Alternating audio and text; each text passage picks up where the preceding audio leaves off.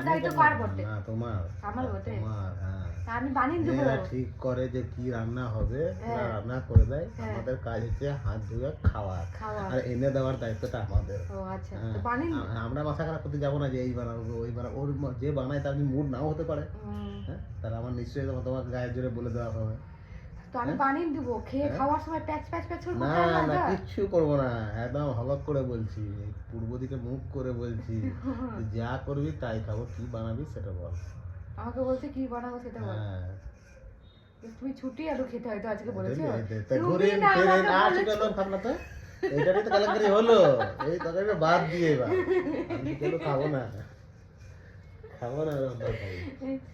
কি খাওয়া বলো? ছুটি আলু করলে তো আমি ছুটি হয়ে যাবো, খাবোই না একটা খাওয়া বলো, বলতে হবে না, একটা ঘরে দেখে ফ্রিজে ছুটি পৌঁছছে, ওটা তো পিসির বটে, তোমার যাই হবে হবে, ওটা পিসির আমি বটে, নিবো ওখান থেকে। পিসি রেখেছে, কালকেই তো রেখেছে পিসি। কি বলো না, আমি পিসি পিসি কিছুই বলবে না, পিসি বলবে ভালোই তো। ছুটি কেন বলছো?